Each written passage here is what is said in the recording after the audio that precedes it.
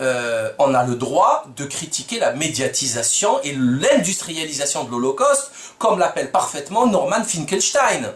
Donc voilà, et quelque part, excusez la grossièreté, on vous emmerde. On pense ce que l'on veut. Vous avez marchandisé l'Holocauste. Il y en a marre. Il y en a marre de chaque semaine un film sur l'Holocauste. On n'en peut plus. Vous respectez plus la mémoire des morts que la vie des vivants. Ça suffit, il y a 10 millions de pauvres dans ce pays. Il faut leur donner un peu d'argent, non? Qu'est-ce que ça veut dire, ça, ces millions d'euros qu'on donne? D'abord, les réparations qu'on donne aux familles des victimes, 70 ans après. Qu'est-ce que ça veut dire, ça? Et les vivants d'aujourd'hui, on diminue on les laisse souffrir. Alors, qu'est-ce que ça veut dire? C'est insultant, c'est insultant. Vous nous emmerdez avec cette histoire. Il y en a marre, ça ne nous concerne pas. Moi, ça ne m'intéresse pas, je m'en fous. Il y aurait eu 12 millions, 100 millions de morts, c'est pareil. C'est pareil, je m'en fous. Ça ne m'intéresse pas, je suis pas impliqué dedans. Ça, je m'en fous. C'est pas moi qui l'ai fait, c'est pas rien, j'étais pas né. Donc arrêtez ce cirque, c'est énervant à la fin. Les gens, ça leur sort par les oreilles. Arrêtez. Alors vous avez essayé de baratiner, de monter la tête à certains à l'école, qui sont maintenant abrutis comme pas possible. Mais ils commencent à se réveiller, les gens. Et on n'en peut plus. J'en perds mes mots, tellement c'est énervant. Donc arrêtez ce cirque. Donc quand quelqu'un fait une quenelle de ce style, ça veut dire qu'il en a marre de la propagande.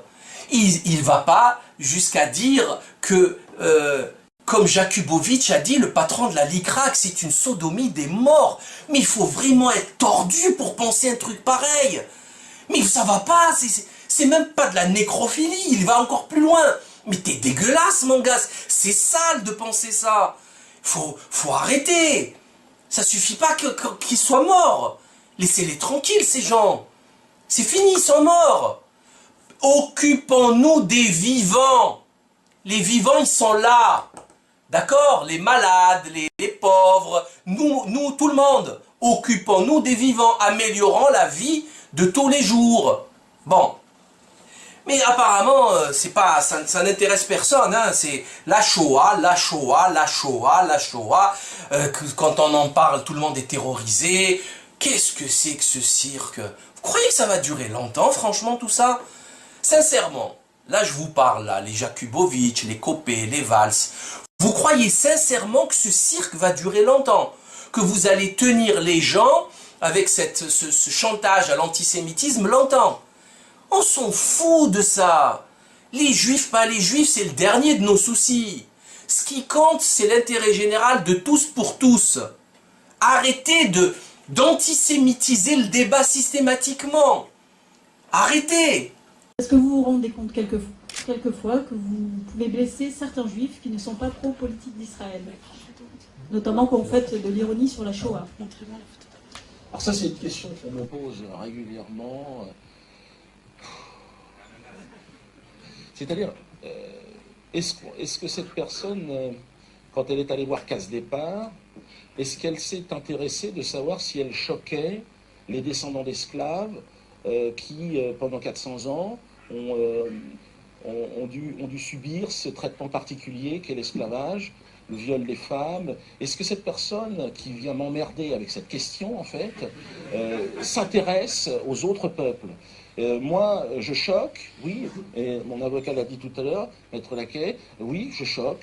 Oui, je suis peut-être pas toujours de mauvais goût, enfin de bon goût pour certains, mais je fais rire certaines personnes. On ne peut pas faire rire tout le monde en même temps. Je trouve que ça étonnant qu'on vienne me reprocher d'avoir choqué des gens. Bah oui, c'est mon métier. Un humoriste, il choque, hein, il dérange. Alors évidemment, je ne veux pas manquer de respect à cette personne, mais je trouve qu'elle est centrée sur elle-même, qu'elle ne réfléchit pas à ce qu'elle raconte. Moi, je suis choqué. J'ai grandi avec des sketchs sur les Noirs où le mec se grattait sous les aisselles en disant « c'est pas des narines, ce sont mes lunettes ». Qu'est-ce que c'est que ces histoires d'être choqué On a eu le droit à tout ce qui existe dans l'infamie. Bon, mais pourquoi pas? Tout cela, on a le droit de rigoler, on a le droit de rire du pape, on a le droit de faire des caricatures sur le prophète. Est-ce que cette personne, elle est gênée des caricatures sur le prophète? Non, ça ne la dérange pas. Et c'est bizarre qu'il s'agit toujours de cette sainte Shoah qui serait devenue une nouvelle religion où chacun devrait se soumettre. Non, madame, je n'ai pas à me soumettre à vos histoires de Shoah. C'est chacun ses histoires. Je respecte votre souffrance dans la mesure où ça n'empiète pas sur ma liberté d'expression. Et quelque part, je m'en fous complètement de vous choquer, madame. Et entendez-le, parce que je suis choqué par votre question. Je suis choqué tous les jours, moi aussi. Donc laissez-moi tranquille, lâchez-moi les baskets, et moi je vous lâcherai les vôtres. Mais a priori, je ne vous connais pas en plus. Si vous êtes choqué, cette grande question de toujours, mais vous êtes antisémite, ce chantage à l'antisémitisme, j'y réponds maintenant de manière très claire, je ne suis pas antisémite et je ne suis pas juif. Ce sont deux croyances qui ne m'intéressent pas. Je suis dans l'extrême distance par rapport à cette problématique. Voilà. Pour moi, il n'y a pas de juifs, il y a des gens sur cette planète qui vont faire comme ils peuvent pour survivre dans cette jungle. Et alors, on essaye de se regrouper autour de valeurs qui sont des valeurs républicaines, une sorte de justice, mais les valeurs communautaires ne me concernent pas. Je suis un anticommunautariste. Voilà.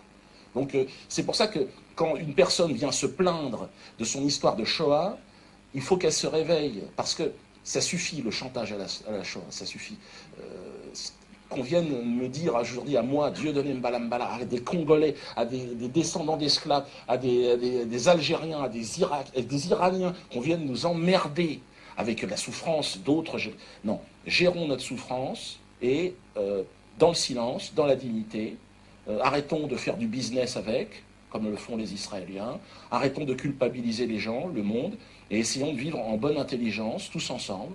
Et je crois que c'est ça un peu le message. Et donc cette question-là, elle est là pour dire, pour moi, il n'y a pas de juifs. Donc ceux qui se considèrent comme juifs, c'est leur problème, c'est pas le mien. C'est pas le mien. Donc ils n'ont pas à m'emmerder avec leurs problèmes. S'ils ont des problèmes, ben, c'est le leur. Bon, juif, c'est une croyance au départ. Alors maintenant, certains prétendent que c'est un peuple, c'est une race. Bon, j'ai un juif qui me disait le jour, mais je suis juif comme tu es noir. Oh merde, qu'est-ce que c'est que cette histoire? Il n'y a pas de race inférieure. Hein, voilà. Il y a des cultures intéressantes, passionnantes, différentes. On peut pour ça lire Lévi-Strauss, etc., etc. Et il n'y a pas non plus de race des seigneurs. Et ça, je rappelle que ceux qui ont prétendu ça se sont fait botter le cul violemment en 1945, ça a été réglé, et que c'était un projet germano-hitlérien qui n'incluait pas les Français latins dans le projet. Le nazisme se fonde sur des postulats qui appartiennent à la culture scientifique du temps. Enfin, du temps, j'entends par là, de l'Europe depuis la seconde moitié du 19e siècle.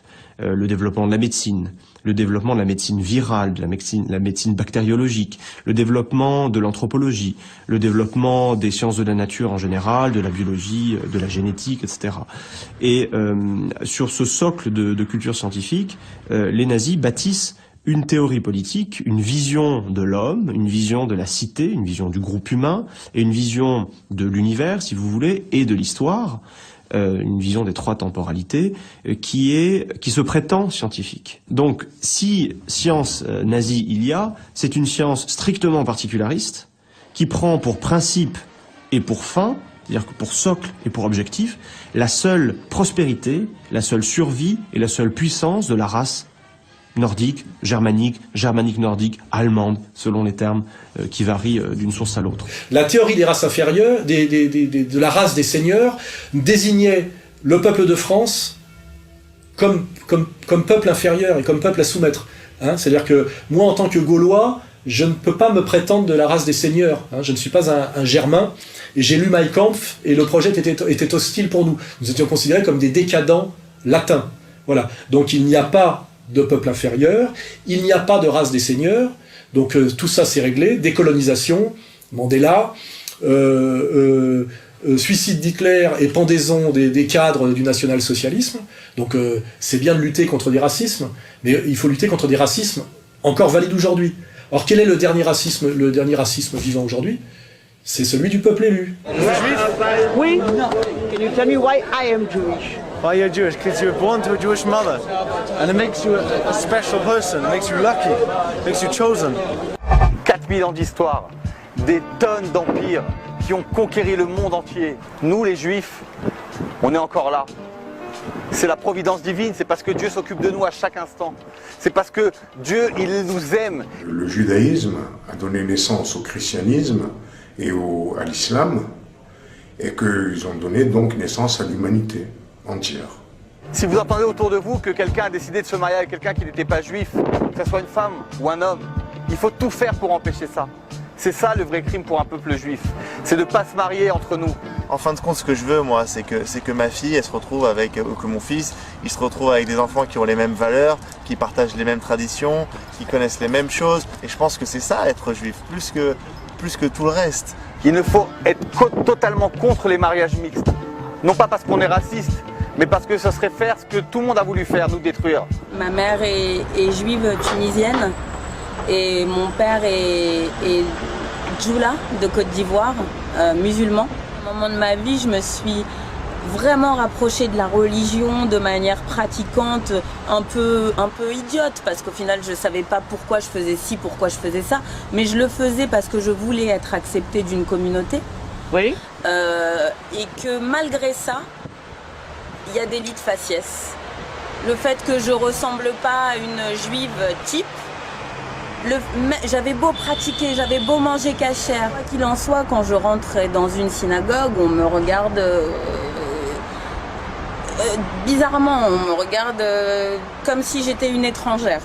Le dernier racisme effectif, vivant, sur le plan théorique, théologique et politique, c'est celui d'Israël, des sionistes et de ceux qui se réclament de cette idéologie. Donc, oui, luttons contre tous les racismes, tous, et notamment contre le dernier qui est encore en place avec toute son arrogance. Voilà. C'est le message que j'envoie.